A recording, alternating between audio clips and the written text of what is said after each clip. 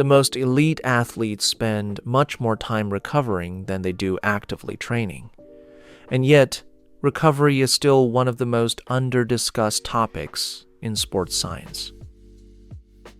So, the question is, how much recovery time do you actually need after a workout? A lot of people answer that with a simple rule like, just rest 48 hours. And to be fair, that's not a terrible starting point.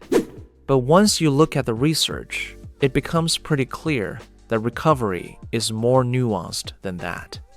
Today, I'm going to break down a recent review that looked at 24 different studies on recovery between resistance training sessions and show you how exercise selection and range of motion can affect how long you actually need to recover.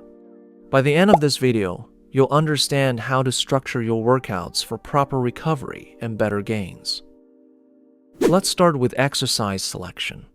This review looked at 4 studies comparing recovery demands between upper body and lower body resistance exercises, and the pattern was clear. Lower body exercises generally needed more recovery time. For upper body exercises, recovery was often quicker, usually within 24 hours or less. But for lower body exercises, recovery commonly took around 48 to 72 hours. And this makes sense when you think about it. Lower body exercises usually involve more total muscle mass, heavier absolute loads, and more overall fatigue. A hard squat or leg press is simply more demanding on the body than something like a biceps curl or a lateral raise. But it gets even more specific than just upper body versus lower body. Even within lower body training, not every exercise creates the same recovery demand. One study found that leg press caused a bigger drop in performance and slower recovery of muscle swelling compared to knee extensions. The likely reason is that leg press is a larger, multi-joint movement. It uses more muscle mass, lets you lift heavier loads, and creates more total stress than a single joint movement like a knee extension. So the practical takeaway is this. When you're planning your week, don't just think about what muscle you're training.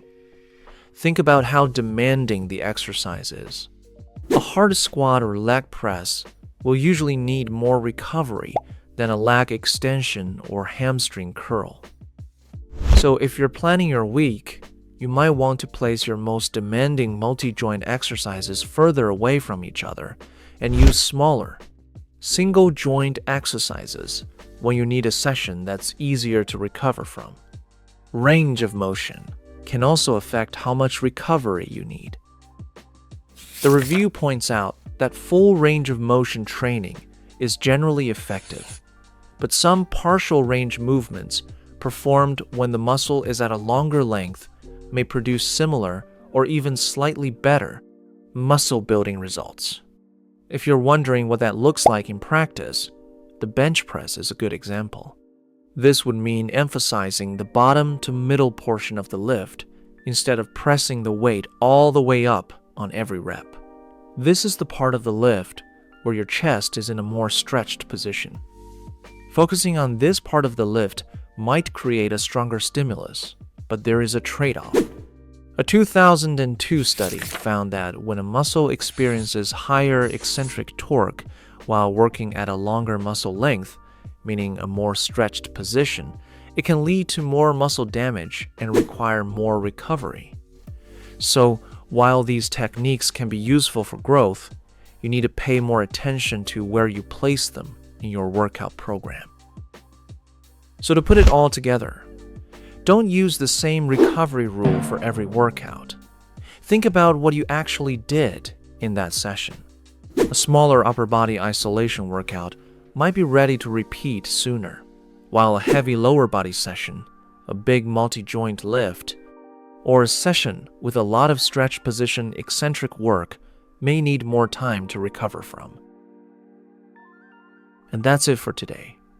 I hope this video helped you understand why recovery isn't just about following a fixed 4-8 hour rule, but about looking at the type of training you performed. If you found this useful, make sure to leave a like, subscribe for more science-based fitness content, and I'll see you in the next video.